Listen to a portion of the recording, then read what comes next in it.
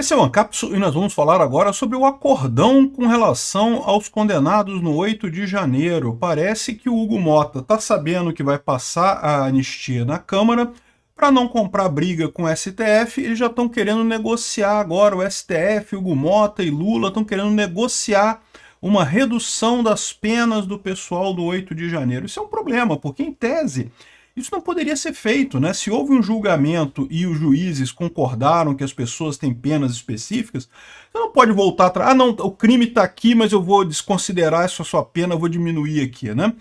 Ou seja, é uma coisa que é jogar totalmente fora o direito e partir para negociação política aberta. Isso daqui indica para mim que está havendo um desespero por parte do STF e do Lula, porque sabem que vai passar a anistia na Câmara. Vamos entender esse caso aqui. O que poderia resultar disso, né? Essa notícia foi sugerida por Peter via Globo e põe a culpa na mamãe. Peter é reptiliano, eu posso provar, e várias outras pessoas. Obrigado aí ao pessoal que sugeriu notícias lá no nosso site, no visãolibertaria.com. E obrigado a você que está assistindo o nosso vídeo. Se você gosta do nosso conteúdo, por favor, deixa o seu like e se inscreva aqui no canal, né? Pois bem, a gente tem a notícia agora de que Hugo Mota quer que Lula e STF em acordo para reduzir as penas do 8 de janeiro em nome da pacificação nacional. Pode ter certeza uma coisa, tá? Se não tivesse nenhuma chance de passar anistia na Câmara, eles não iam estar se movendo nesse sentido. É porque eles já perceberam que vai dar merda, que vai passar anistia na Câmara, e aí agora estão querendo fazer de outra forma, né? Aquilo que eu falei para vocês, o caso da Débora, né, do batom lá, a moça que escreveu Perdeu o Mané na estátua, furou a bolha, o pessoal todo está conscientizado com essa história, a chance de passar a anistia é muito grande. O Nicolas está falando que já são 239 assinaturas, faltam só 18 hoje, ou seja, a gente está muito perto de chegar nesse limite e forçar o Hugo Mota a uma votação da anistia para o 8 de janeiro, né? E aí vieram com esse papo aqui, a Rede Globo veio com esse papo.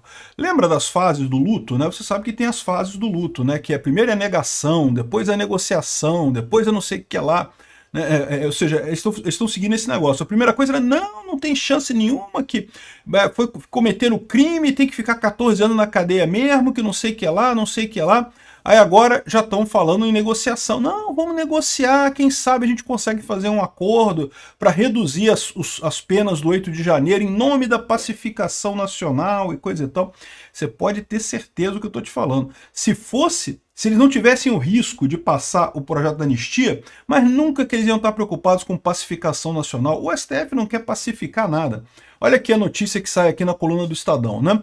O presidente da Câmara, o Hugo Mota, procurou o presidente Luiz Inácio Lula da Silva e ministros do STF com o objetivo de construir um acordo para a revisão das penas dos condenados pelo 8 de janeiro com o intuito de pacificar o país. Então, repara que aqui, por si só, isso é uma coisa impossível, porque não deveria haver, né? Em tese, o judiciário deveria ser um poder totalmente independente. O juiz é um cara técnico que aplica a lei. Se a lei diz que a pessoa tem que cumprir tal pena, a pena é aquela. Não tem negociação. Que negócio é esse de negociação, né? Então, de novo, eles estão querendo uma coisa aqui que, em tese, é impossível, mas a gente já sabe que o STF, a essa altura do campeonato, já está fazendo pura política, não está fazendo mais nada de direito, já ignorou as leis, já ignorou todo o devido processo legal, então estamos nisso, né? O deputado, o Hugo Mota, o presidente da Câmara, já conversou com pelo menos 5 ministros da Corte, Alexandre de Moraes, Luiz Fux, Dias Toffoli, Barroso e Gilmar Mendes. Além disso, na viagem, conversou com Lula e não sei o que lá. O Mota não fala nada sobre isso, né? E aí eles, lógico, o jornal Estadão fala que não, porque a pesquisa divulgada mostrou que 56% dos brasileiros são contra a anistia. Eu já expliquei para vocês que essas pesquisas são furadas, as perguntas que eles fazem não foram se você é a favor da anistia ou não. Eles perguntam se você acha que quem foi condenado pelos crimes do 8 de janeiro deve cumprir a pena. Ou seja, a impressão que a pessoa tem é que se a pessoa foi condenada, ela tem que cumprir a pena, né? Ou seja, né, é errado você... eles fizeram a pergunta de forma específica para obter a resposta de que a pessoa é contrária àquilo, né? Então, só que o Mota está querendo fazer isso aqui, um acordo para separar o joio do trigo e garantir que o Supremo faça um ajuste nas condenações propostas. Ou seja, qual que é o problema deles aqui? O problema deles aqui é aquilo que eu falei para vocês. O caso da Débora explorou muito claramente. Não é o único caso, não. Tá? Eu estou para dizer para vocês que se você pegar todo o pessoal que foi condenado a penas de 17, 14 anos de cadeia pelo STF, a maior parte ali se enquadra no mesmo caso da Débora, ou seja, não tem prova nenhuma que tenham feito alguma coisa, tem uma foto deles em algum lugar lá que prova que eles estavam lá, e só isso, nada além disso, né? E este é o problema do STF, como eu falei para vocês. Se eles liberarem para a Débora, eles vão ter que liberar para praticamente todo mundo. E se eles liberarem para praticamente todo mundo, então cadê o golpe? Porque se todo mundo foi inocente naquele negócio, tinha só meia dúzia de gato pingado que eles conseguiriam provar que realmente, sei lá, o cara que quebrou o relógio, aquele cara que quebrou o relógio, pô, tá evidente que ele quebrou o relógio ali. É um absurdo mesmo que ele fez. Ele teve outros casos de pessoas que efetivamente quebraram coisas que não tem o que dizer, né? Esse pessoal acabaria condenado mesmo. Mas aí ia ficar um caso muito fraco, né? Como é que eles iam condenar o Bolsonaro também nessa história? Se tem só meia dúzia de gato pingado e a maior parte nem queria golpe, como é que vai dizer que o golpe é do Bolsonaro? Entenda, esse é o problema do STF. Eles não têm problema em aliviar para o pessoal do 8 de janeiro. Inclusive, eu já falei para vocês que eu acredito que a expectativa deles é que depois que condenarem o Bolsonaro, eles vão, o próprio STF planeja dar perdão para todo mundo do 8 de janeiro, mas só depois de condenar o Bolsonaro. Só que, enquanto eles não condenam o Bolsonaro, eles precisam manter essa jurisprudência que eles criaram de que, não, se teve alguma coisa a ver com 8 de janeiro, é culpado de golpe de Estado. Por quê? Porque eles vão colocar o Bolsonaro exatamente nessa situação. Teve alguma coisa a ver com 8 de janeiro o Bolsonaro? Não, não teve nada a ver. Ele até falou para não fazerem nada. Mas vão tentar colocar ele lá no negócio e daí condenar ele pelo golpe, né?